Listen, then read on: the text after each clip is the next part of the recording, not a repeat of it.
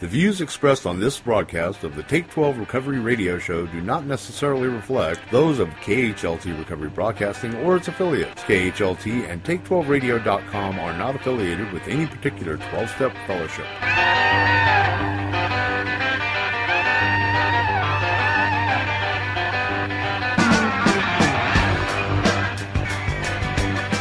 Remember me, I'm the one down on the floor,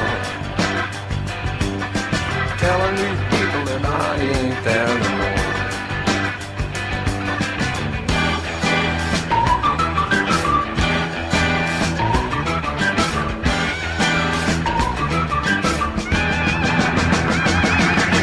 Calling in the street, just about to lose my mind. Welcome to Walking Through the Big Book with Chris Schroeder and Monty Meyer.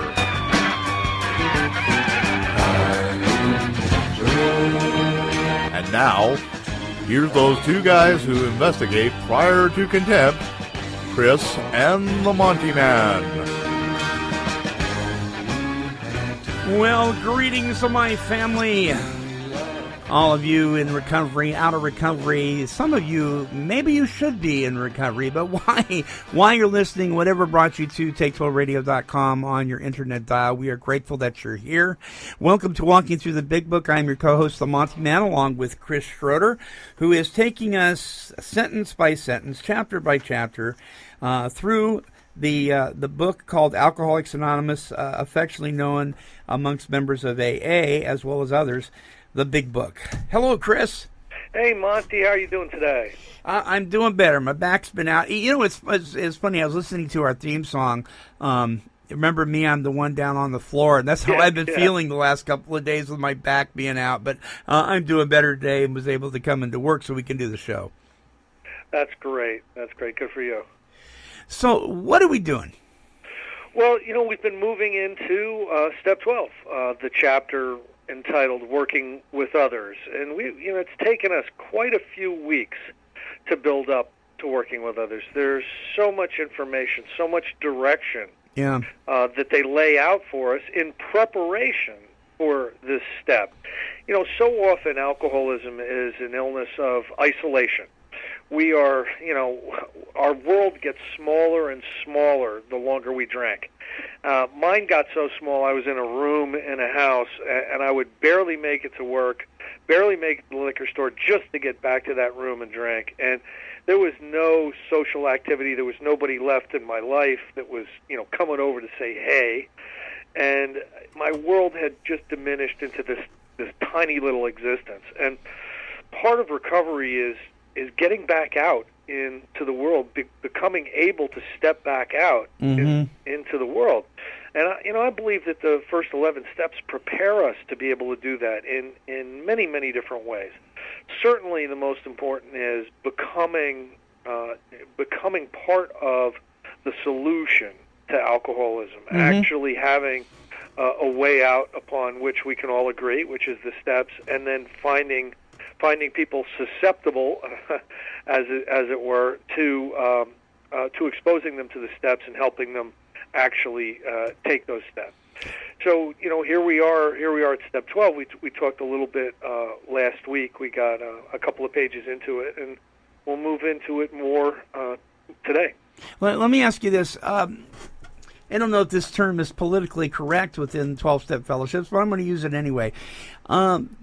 When you're working with somebody and you're going through the book and you're working with them on the steps and watching them grow and mature in their recovery program, are you in many ways raising them up and helping them, training them while going through the book to be sponsors themselves? I think that's the whole point of the book. The book is very selfless. If you look at the prayers and the directions, so many of them are about becoming useful, not getting more and better things for yourself, but becoming more effective and more useful to others. So certainly the big book doesn't talk much about sponsorship, but it's a textbook on how to sponsor. Mm-hmm. It really is. Mm-hmm. And Probably, one of the sadder things in the 12-step fellowships today are a lot of people have lost the skill sets that this book helps you to develop. And they've come up with easier, softer ways. They've come up with the one-liners. And the one-liners are basically just so that you can remain lazy and not have to get involved, with the person at a deeper level. You can just tell them to turn it over or to keep it simple. And give them your phone number, which they're never going to call, and walk out of the meeting feeling good about it yourself. But the fact of the matter is this book really is about developing the skill sets you need, not only to experience recovery for yourself, but to be effective and useful at showing other people how to recover. And certainly this chapter is very, very clear on it. Mm-hmm. Good. Well, let's launch forth. Okay. All right. Last week, I think the last chapter we read was on page 92. Mm-hmm. If you are satisfied, he is a real alcoholic. Begin to dwell on the hopeless feature of the malady. Again, the first sentence in We Agnostics, we hope we have made clear the distinction between the alcoholic and the non-alcoholic. And here it says, if you are satisfied, he is a real alcoholic. So you should understand what an alcoholic is before you begin your 12-step work, and you should be satisfied that they're a real alcoholic. Now, I'm not saying that we shouldn't be of help to other people when and where it's appropriate, but basically the philosophy in this book is if you're not sure that a person is a real alcoholic, if you've qualified them and they're not, they might be a heavy drinker, they might be a drug addict or whatever, you're really supposed to move on. I mean, you're supposed to remain helpful, but as far as engaging in the intensive work with the individual of working them through the steps, you're going to find that if they're non-alcoholic, chances are 9 out of 10 that they're not going to get through the work. Now, if they are alcoholic and they've recognized the hopelessness of their condition and they're starting to come to believe that there's a solution, you're going to have somebody you can work with, and it's not going to be a waste of time because most likely they're going to engage in this recovery process and become part of what it says later in this chapter, the fellowship that you crave. Mm-hmm. During my heyday, Monty, it was the mid-'90s. And I just was on fire with working with people, and I was situated in such a place where there was a lot of parking. It was a big house. I had a very easy job. It wasn't like I was working 16 hours a day, and I had a lot of time for this. And I took, at a conservative estimate, 200 people through the steps between 95 and say 2001 in this house. And I can tell you that the people that made it through the steps are all still around. They are working with others. Their qualities of life are really, really high. And the people that did not, who came over because they were curious or they wanted to learn more, they weren't fully convinced that if they didn't go through the steps they were going to die. They were just there maybe to become better members of whatever fellowship they were involved with. And they would poop out, somewhere in 4, 5, 8, 9, or 12. And those people who didn't go all the way through the steps, every one of them are gone. I'm not saying they drank. There just wasn't enough spiritual power in their system to keep them plugged in and connected. So I've learned a great deal over the years about this, and I default back to the book. If I come up with something, that's me coming up with something. It may be good, it may be bad, but it's untried, it's untested. The stuff that is in this book, if I default back to it, they learned from hard experience, in the years where they were intensively working with other alcoholics, and it's usually a better bet. If I think they should go left and this book says they should go right, I've learned to tell them to go right.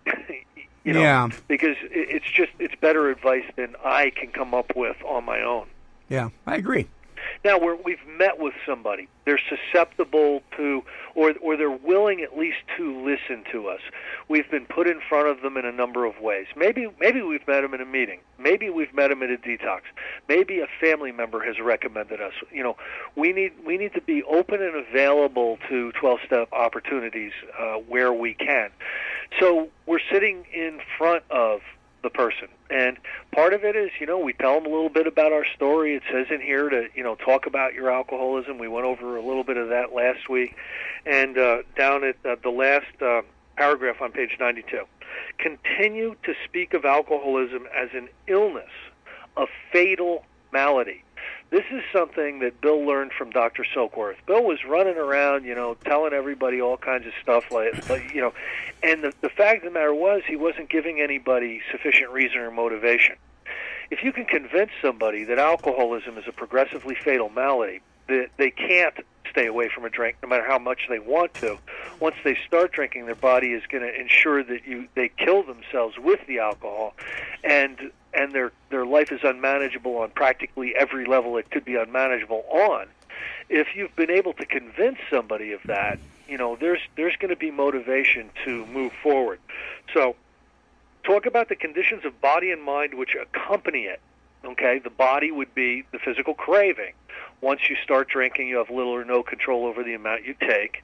The condition of mind is that strange mental blank spot that does not enable you to stay consistent with a decision to stay separated from alcohol. Mm-hmm. So we need to talk about that. And so many people misunderstand the first step. They think the first step is, I just don't drink no matter what.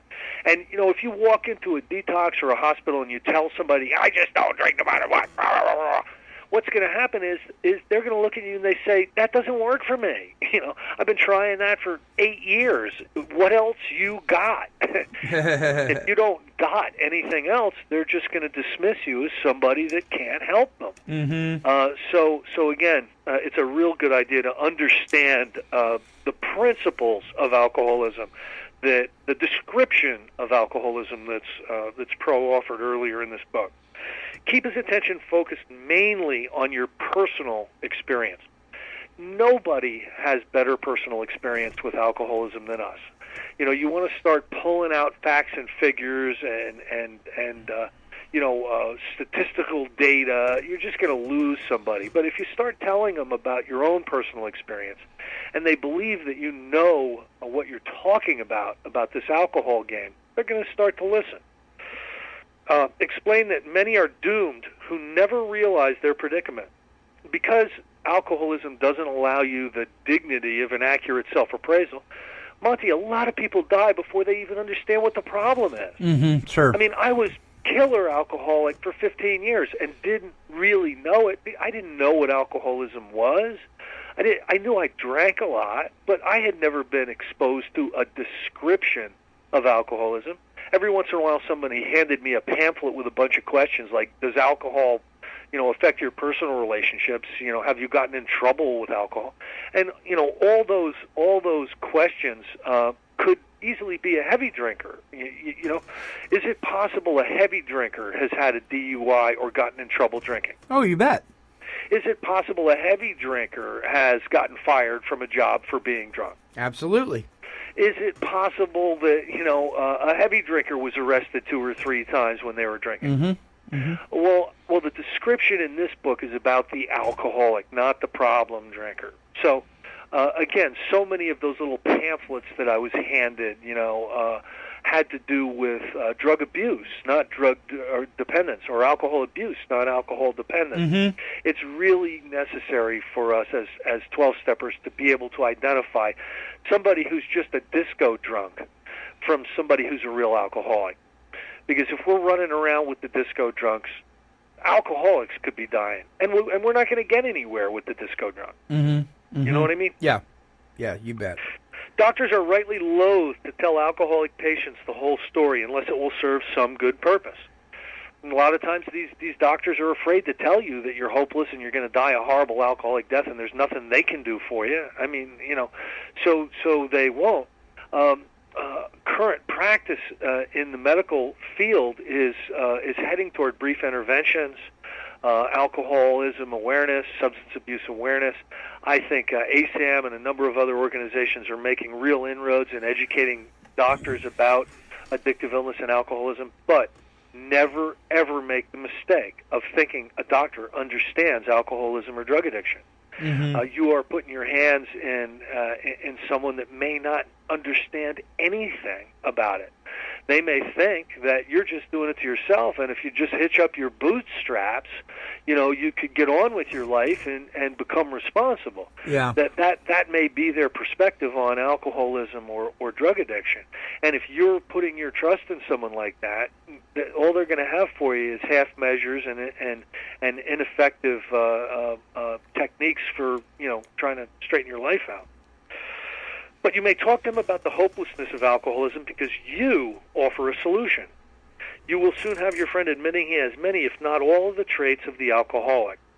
If his own doctor is willing to tell him he is alcoholic, so much the better. Even though your protege may not have entirely admitted his condition, he has become very curious to know how you got well. Now, back in the day, they had some good relationships with some doctors.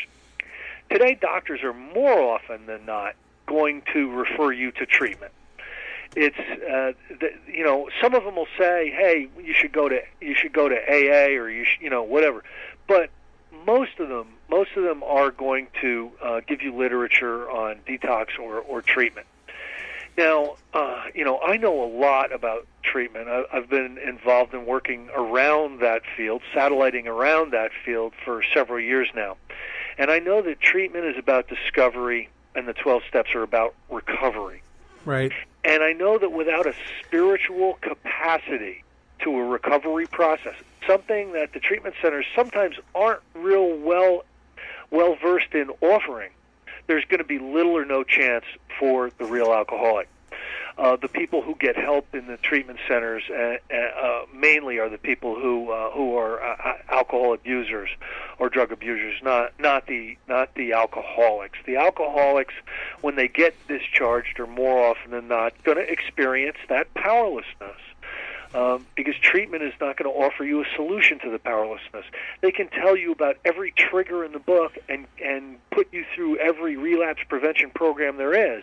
But if you're a real alcoholic and you're not working a spiritual program of action, the time and the place is going to come. And none of that is going to be a sufficient defense against the first drink. Because self-knowledge is not a defense against the first drink. And knowing your triggers and taking relapse prevention courses are about self-knowledge. So again, treatment is appropriate. It's very profitable for people to do. That you can learn a whole lot about all this. But if you're a real alcoholic and you don't engage in some type of spiritual process for a life system, as a way of life, your chances are going to be less than average. And that's just what I've seen. And there's no statistic. There's no statistics on that. That's a very, very difficult thing to get accurate, study data on. But I'll tell you, that's my experience, and that's what I've seen. And I have too, Chris. And I think if anybody, if you sit in a meeting of Alcoholics Anonymous or some of these other satellite programs, I think then that's when it becomes obvious, and you look at people and you see the ones that have some kind of spiritual connection with the Creator. I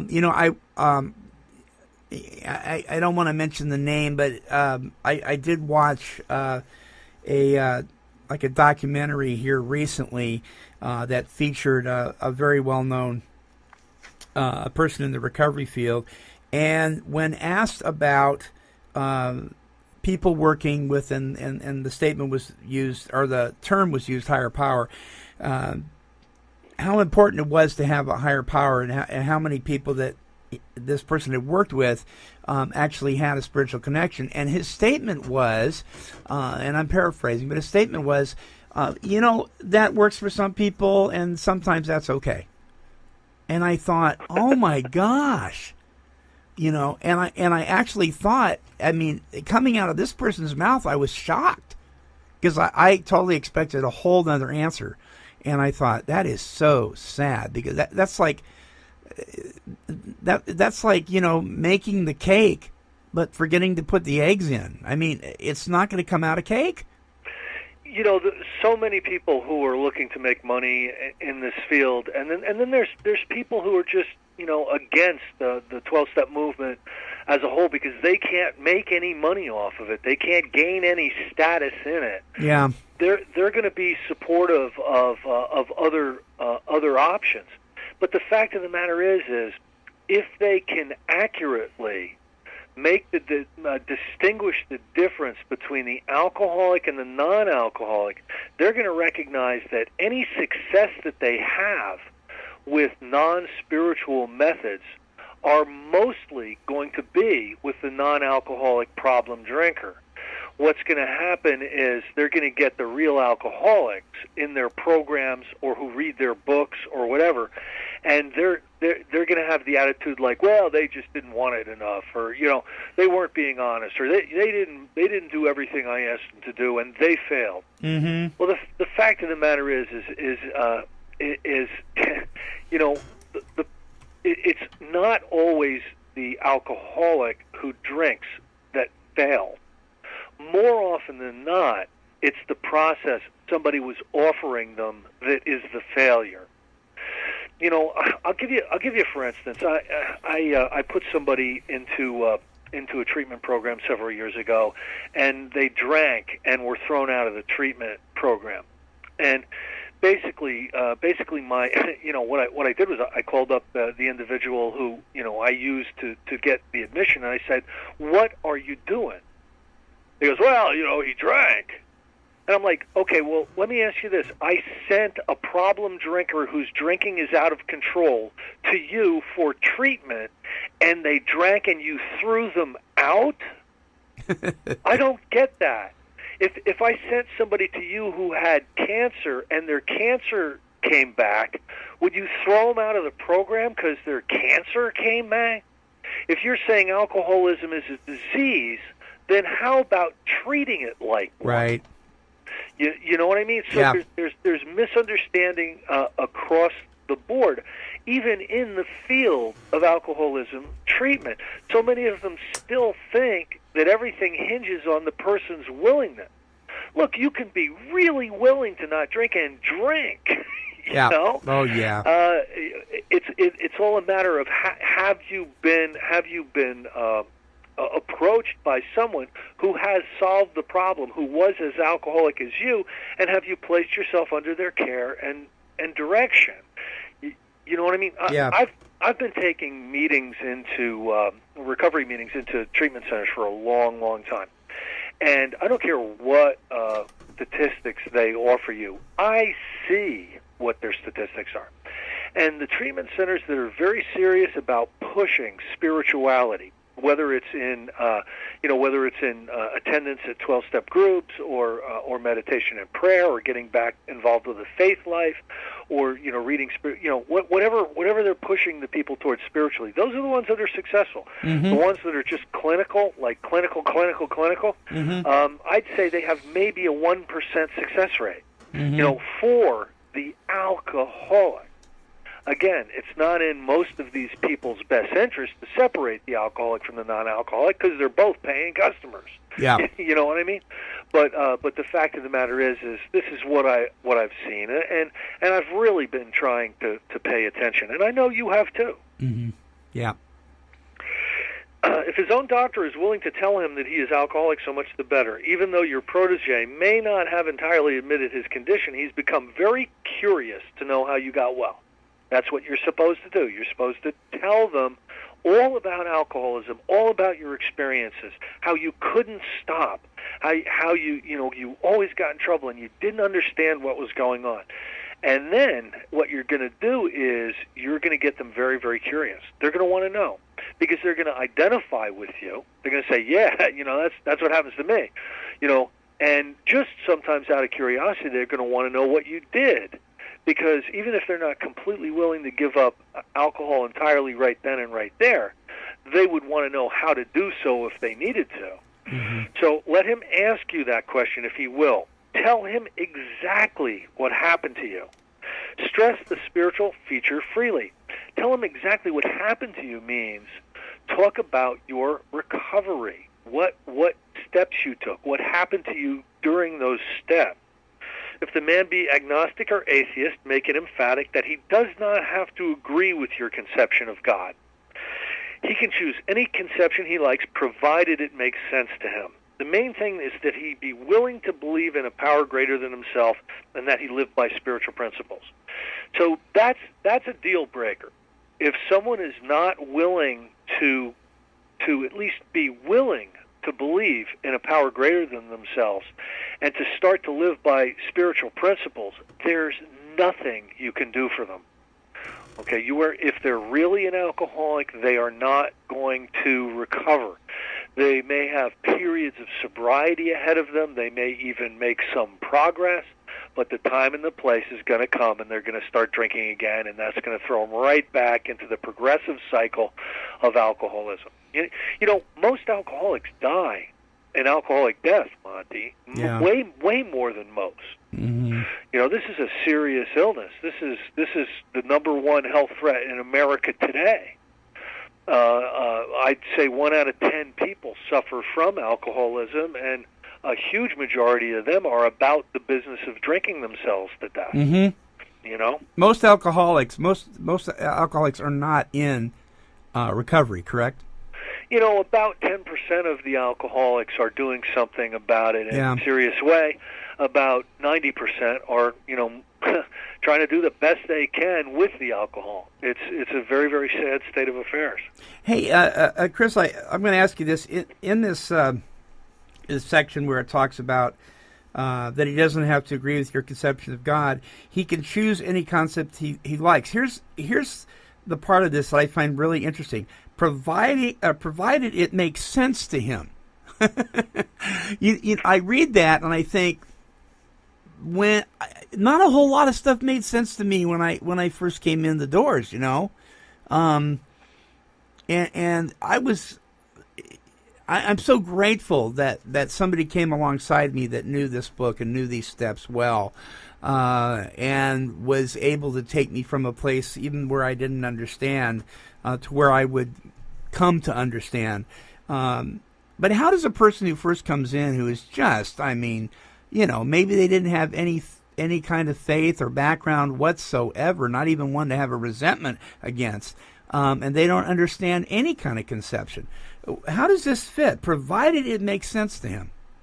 It says stress the spiritual feature freely.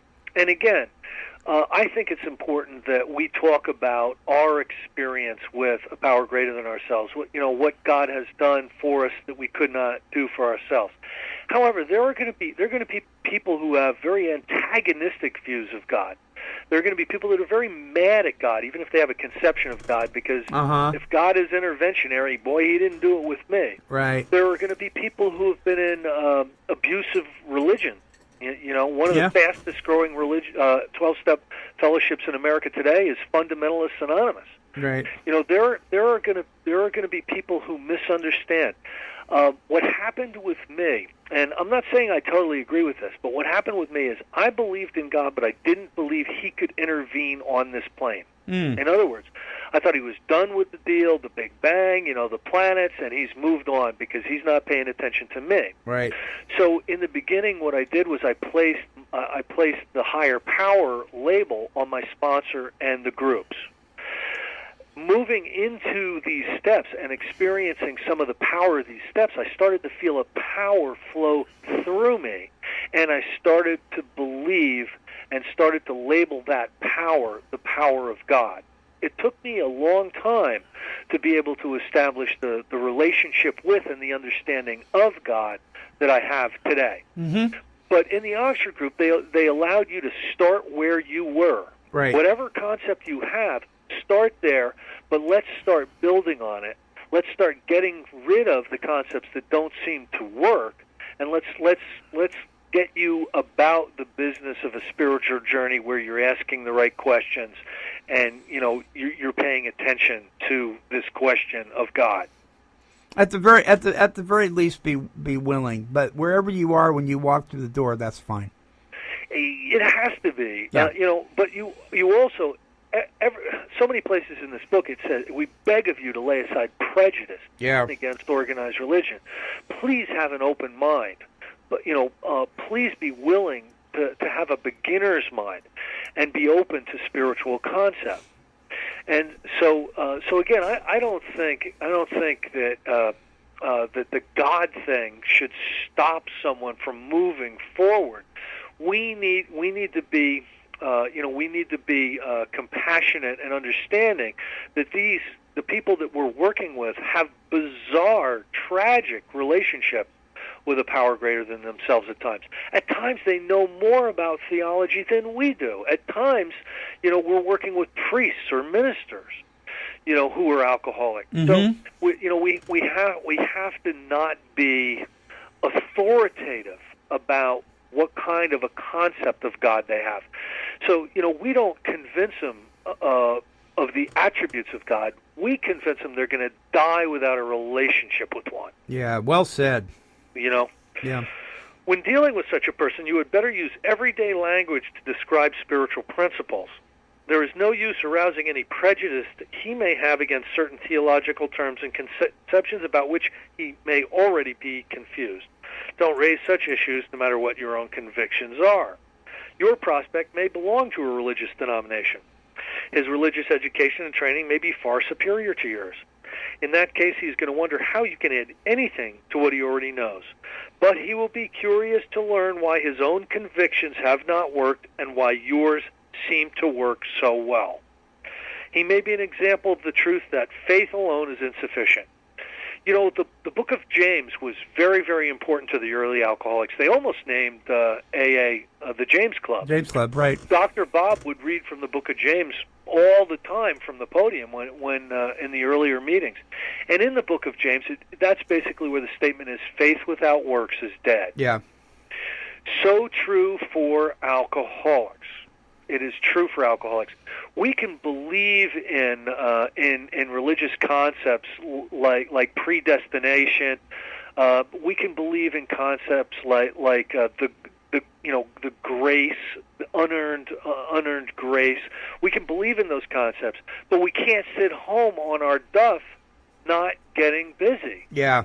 That type of faith will not keep somebody sober. The type of faith we need is one where we jump back into our fellowship and our community and start working very, very hard helping other people.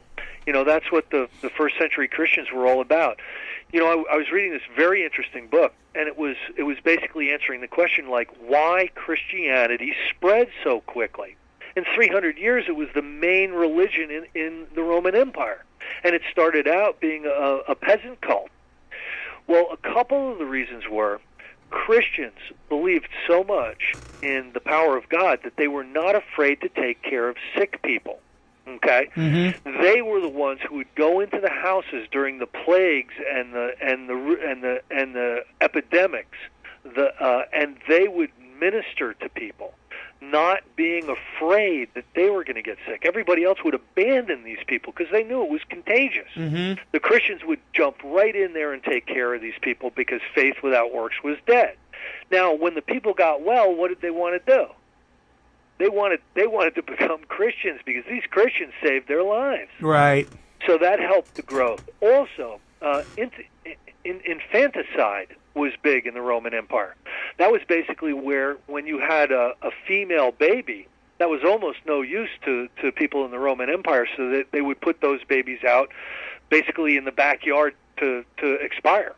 They wanted boys. Mm-hmm. And the Christians believed that was not right. So all of a sudden you had tons and tons of female Christians. Well, what did that lead to? That led to the growth of Christianity also. Those are just two of the reasons why Christianity spread. And the only reason I bring it up is because that's where the concept that the big book authors got, faith without works is dead. Yeah. Good. Okay. Let's see, where are we? He may be an example of this. To be vital, faith must be accompanied by self-sacrifice and unselfish constructive action.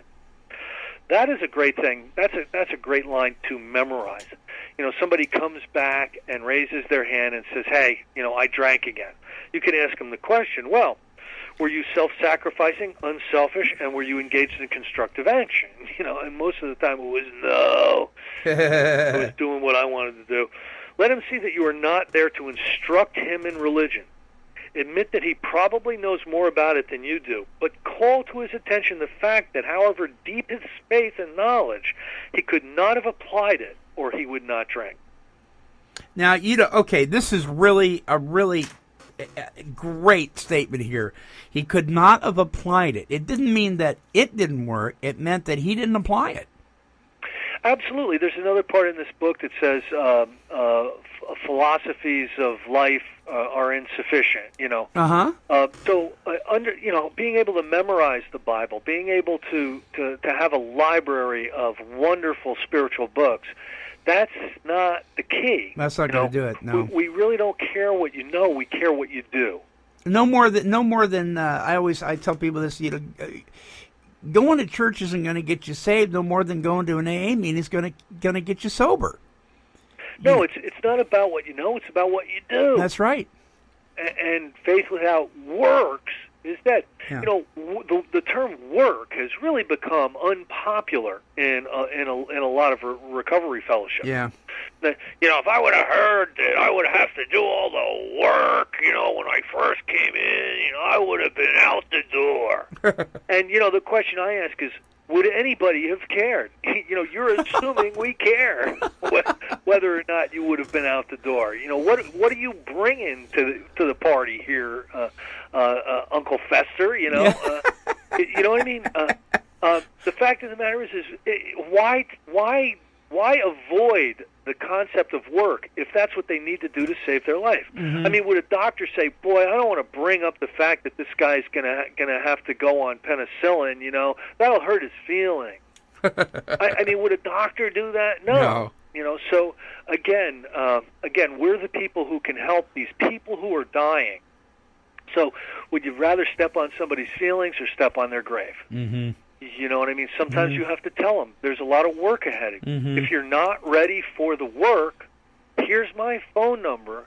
Give me a call if you change your mind. Alcohol is supposed to be the persuader, not us. We're not supposed to talk people into quitting drinking. They have to get to that point themselves. Yeah. Perhaps your story will help him see where he has failed to practice the very precepts he knows so well. We represent no faith or denomination. We are dealing only with general principles common to most denominations. All right, so that basically is the instruction in how to bring up the God question. And there's some good instructions in there. Are you still numbering, Monty, by the way? Yep. Okay. How many so far? I'm at 46 right now. 46. Yeah. And we're only like 4 pages into this chapter. So there's about 10 instructions per page, and we definitely owe it to our brothers and sisters in alcoholism out there to become proficient with this. All right, now we're going to move from step 3 into the program of action. Outline the program of action, explaining how you made a self-appraisal, how you did step 4. So if you haven't done step 4, how are you going to be able to do this? Mm-hmm. One of the things that you see all over the place are inexperienced members of fellowship doing 12-step calls. They've never done a 4-step. They've never made amends. They don't pray and meditate, and yet they're going on 12-step calls. What kind of a message are they actually bringing to the person? Mm-hmm. Yeah. Okay, this is how I made a self-appraisal. Explain how you straightened out your past, how you did the 9th step, and why you are now endeavoring to be helpful to him. A little bit about the 12th step. It is important for him to realize that your attempt to pass this on to him plays a vital part in your own recovery. Again, nothing will so much ensure immunity from alcohol as intensive work with others. Say that to the person. Because a lot of times alcoholics are like, what am I going to owe this guy, or how much is this going to cost? Make it very, very clear that it's not about what they do. You're there to pass on the message. If the person is receptive, you'll do everything you can to help. other than that, there's no obligation. We're not obligating this individual to anything. Actually, he may be helping you more than you are helping him. Make it plain he is under no obligation to you, that you hope only that he will try to help other alcoholics when he escapes his own difficulties. Suggest how important it is that he places the welfare of other people ahead of his own. That sentence, instead of all the happy horse patootie that you see up on the walls, I wish that was up on the wall. Okay? It is important that you place the welfare of other people ahead of your own. I would like to see that as one of those wall plaques, because it's true and it's really important. And they'd rather say it's a selfish program than say you need to place the welfare of other people ahead of your own. Mm-hmm. And make it clear that he is not under pressure, that he needn't see you again if he doesn't want to. You should not be offended if he wants to call it off, for he has helped you more than you have helped him. Yeah. Now, if your talk has been sane, quiet, and full of human understanding, you have perhaps made a friend. Maybe you have disturbed him about the question of alcoholism. This is all to the good. The more hopeless he feels, the better. He will be more likely to follow your suggestion. Okay? I paint people into the corner. If I have the ability to do so, I paint somebody into the corner.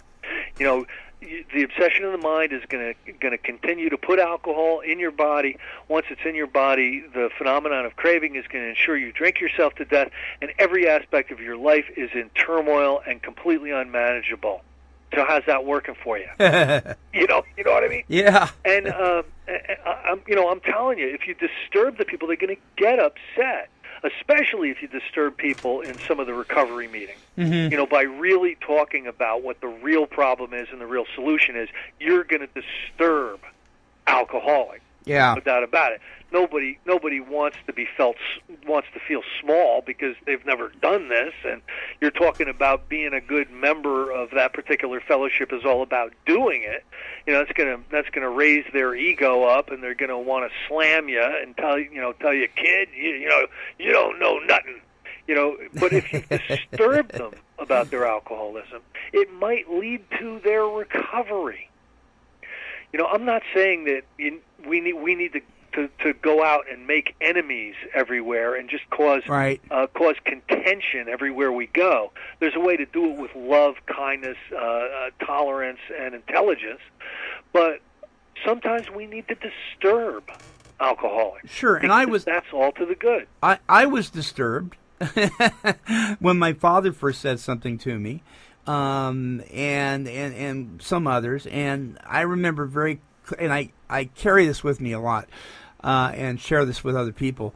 My very first sponsor, and he took me through the steps, what I call my first formal working of them, and he would tell me, I said, well, so-and-so said this to me, and so-and-so said that to me. It was always about somebody else, and I don't like that, and I don't think that's right, and blah, blah, blah. He says, listen, he says two things. If you want to get them off your back, and if you want to do yourself a favor, he said, if somebody suggests something to you, or maybe they're not suggesting, maybe they're in your face, simply say, thank you, I'll consider that.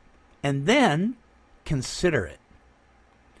And I love that. It worked.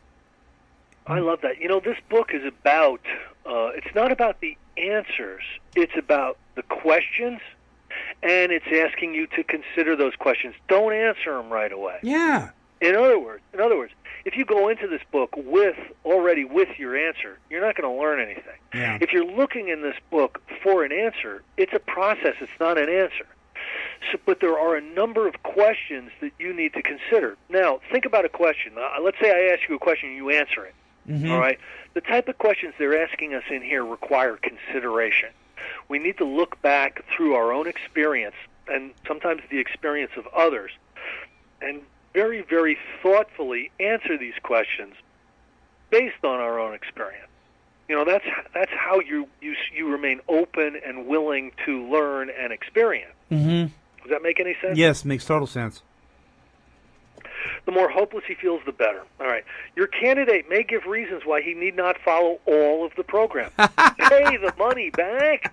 Admit all my defects of character to you. He may rebel at the thought of a drastic house cleaning which requires discussion with other people, the fourth and the fifth step.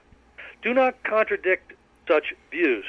Tell him you once felt as he does, but you doubt whether you would have made much progress had you not taken action. See, this brings it back to you again instead of attacking him. Absolutely. Yeah. Absolutely. We share our experience, our strength, and our hope. But, what this sentence is basically saying is if you're working with somebody who's balking on the fourth and the fifth step, if they're balking on the eighth and the ninth step, this basically tells you that you're supposed to tell them you would not have made much progress had you not taken action. So in other words, if somebody is not willing to do the steps with you, they are not willing to work with you. Do not become a drama coach. Mm-hmm. Do not become someone that gets called 15 times a day when they're in a jackpot. That doesn't help anybody. Okay? We're not about encouraging people to stay sober. We're about offering people a recovery process where they can be free. If you're the type of advisor or sponsor who just says, "Call me every day and tell me what's going on," I don't know why you would do that. I don't know why you would do that. Who cares what's going on? Don't you have your own life to live? Now, if you take the time though to take them through the steps, now you're not going to be a drama coach anymore. The questions they're going to have for you will be all about, I'm helping this guy and I'm wondering what to do. Mm-hmm. You're gonna stop getting all those phone calls about, oh, I felt horrible today and I wanted to kill myself and my wife is yelling at me and my boss is upset. I don't have time for phone calls like that. So this book is all about offering somebody a solution, not keeping them perpetually in a state of unmanageability. And then finding out what their unmanageability looks like when they call you every day. Right. You know what I mean? Yeah. Does that make any sense? Absolutely. Okay, it's our first visit. We're still at our first visit. On your first visit, tell him about the Fellowship of Alcoholics Anonymous. If he shows interest, lend him your copy of this book. So, Monty, what are you supposed to have with you on a 12-step call? Yeah, a big book. A spare. You don't want to give them the one that you've been marking up for 14 years. Right. And everybody signed from treatment. Your prize book. You got to have a spare. Yeah. Unless your friend wants to talk further about himself, do not wear out your welcome. Give him a chance to think it over. If you do stay, let him steer the conversation in any direction he likes. Sometimes a new man is anxious to proceed at once. Okay, let's do all the steps right here. Right now I got 15 minutes. And you may be tempted to let him do so. This is sometimes a mistake. If he has trouble later, he is likely to say that you rushed him. You will be most successful with alcoholics if you do not exhibit any passion or crusade or reform. Never talk down to an alcoholic from any moral or spiritual hilltop. Simply lay out the kit of spiritual tools for his inspection. And you do that by telling him how you went through the steps. Show him how they worked with you. Okay, talk about some of the promises that have come true as a result of the step. Mm-hmm. Offer him friendship and fellowship. Tell him if he wants to get well, you will do anything to help.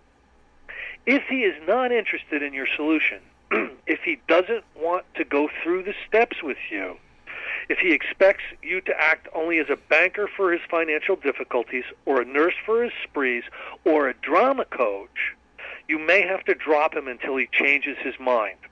This he may do after he gets hurt some more. So, Monty, what are you supposed to do if on the first visit the person does not become convinced to start working the steps with you? Well, you don't take them on. I mean, is that so against conventional wisdom today out there? No. Doesn't that go so against conventional wisdom where everybody just wants to not upset anybody? Sure. Let's don't upset them. Let's be there for them no matter what. Well, the deal, my sponsor today, and some people, a lot of people balk at this, but he tells folks, if you don't, if you don't want to do this, then I don't have the time. I don't have the time. In fact, he goes so far as to say, if you constantly relapse, and that's one thing, but if you're not coming back, if you're not in the book, if you're not going to meet with me, then I can't sponsor you, because obviously anything I'm telling you you're not doing it.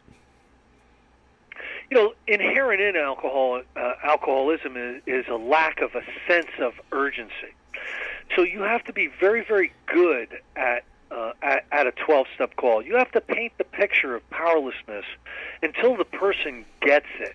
And if they don't get it from their own experience, there's almost nothing you can do to get through the rest of the step.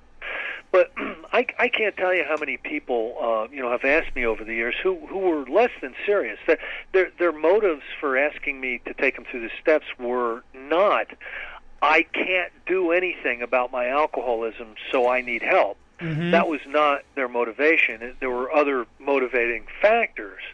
And if you don't have a solid motivation, like your life depends on it, it's very difficult to go through these steps. Yeah. So, again, it's incumbent, I think, upon the 12-stepper to get good at painting the picture of what alcoholism looks like and what recovery looks like.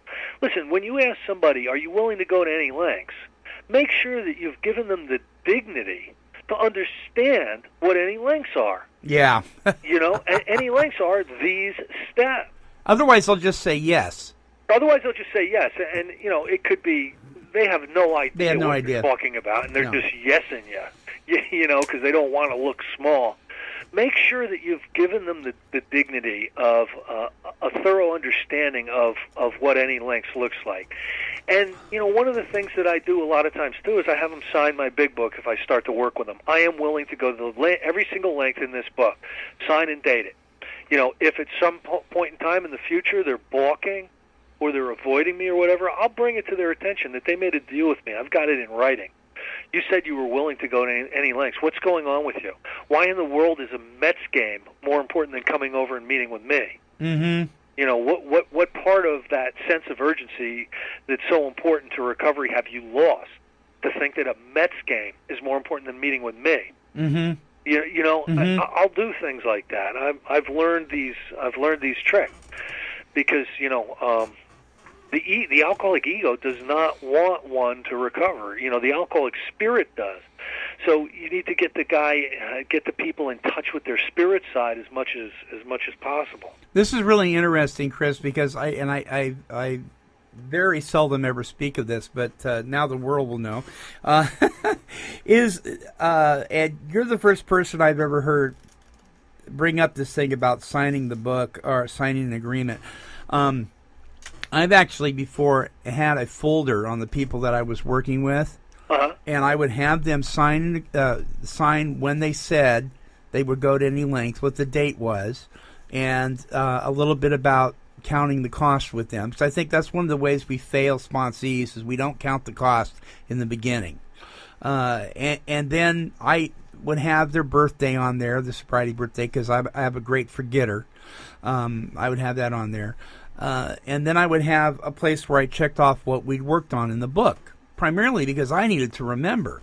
And I remember getting all sorts of criticism. Oh, you think you're a counselor, you got a file on them and so forth and so on. But I remember taking that and showing them, say, wait a minute, remember what you said? And what you just said to me, it was like, oh, thank goodness somebody else did something similar to that. Well, it's their ego that's going to try to keep them out. And and it's a real cut to the ego if they've signed a commitment to you and they don't follow it through. Right. So sometimes I'll tell you, any trick in the book that you can come up with to keep people involved in this, I think it's fair game. If he is sincerely interested and wants to see you again, ask him to read this book in the interval. After doing that, he must decide for himself whether he wants to go on. Okay? That's like when you ask them after they've read the book. After they've read the book, are you willing to go to any lengths? They know what any lengths looks like. If they don't want to do it, here's what you do. He should not be pushed or prodded by you, his wife, or friends. If he is to find God, the desire must come from within. If he thinks he can do the job in some other way or prefers some other spiritual approach, encourage him to follow his own conscience. Remember, alcohol is a great persuader. You don't want to blow your relationship with the individual just because they're not willing to go through the steps right at this point. You leave your phone number and you say, look, this is the only way I know I would be doing you and me a disservice to move forward with you if you're not willing to do it this way. If you want to do it another way, that's great. That's great. But if it doesn't work for you, please remember me and come back to me and give me a call. Like, if you drink again or if your life stays unmanageable, will you please think about me and keep this phone number? Mm-hmm. I'll do something like that. Right. We have no monopoly on God. We merely have an approach that worked with us. But point out that we alcoholics have much in common and that you would like in any case to be friendly. Let it go at that. Do not be discouraged if your prospect does not respond at once. Search out another alcoholic and try it again. I've seen people spend so much time on one sponsee who's unwilling to go through the steps. I can't even tell you, gone to court with them and, intervened with the wife, lent him money, had him stay at their house. That's all ego. That kind of approach is all about ego and all about wanting people to like you. That's not an effective way to really help somebody. You are sure to find someone desperate enough to accept with eagerness what you offer. And if you're not finding people desperate enough to accept the 12 steps, you're not going to the right places. You're not in the detoxes. You're not in the mental hospitals. You're not in the asylums. You're not at the jail meetings. We find it a waste of time to keep chasing a man who cannot or will not work with you. So right there, are we supposed to chase people around? No. If you leave such a person alone, he may soon become convinced that he cannot recover by himself. And that's because he's going to continue to relapse. To spend too much time on any one situation is to deny some other alcoholic an opportunity to live and be happy. One of our fellowship failed entirely with his first half dozen prospects. He often says that if he had continued to work on them, he might have deprived many others who have since recovered of their chance. Remember, we're not on a membership drive here. We don't get a toaster for everybody we sign up at the home group. You know what I mean? Yeah. We're about looking for the people who can and will work with us. That's what this is about. Oh, that's funny. Yeah, you're right. Yeah, we're not a bank that gives a toaster away or a teddy bear. I've even heard people say, "Oh, did you know so and so sponsors 15 people? Isn't he great?" Yeah, and I know one of the things that I've told my sponsees, and I got this from my own sponsor. I've told my sponsees before, please, because where my head goes sometimes can be real ego. If you have to refer to your sponsor showed you this or that, please don't mention my name. That happens to me all the time, and I get misquoted all the time. Yeah, somebody say Chris told me, and then they'll come out with something I never said. I know. And then if it doesn't work with somebody that heard that, they come and blame you. I know. Please be quiet, Chris. We are out of time. We're leaving off here at the second visit next week. We'll be talking about the second visit. All right. Visitations from those who want help to recover from alcoholism, and there are plenty of people out there that really, really do, and that's why I like this one sentence: "Do not be discouraged," because if you really want to help somebody, folks, if you really are interested in applying this 12th step, there's going to be plenty of people for you to help, right, Chris?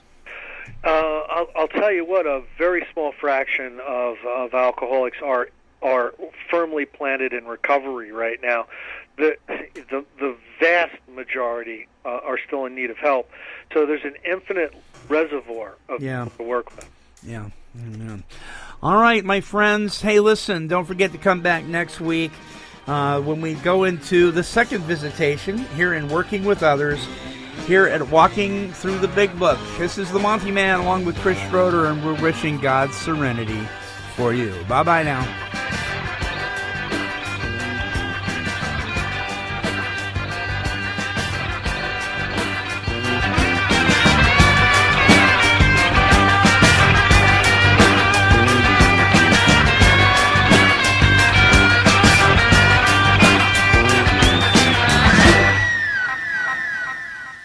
This has been a broadcast of KHLT Recovery Broadcasting.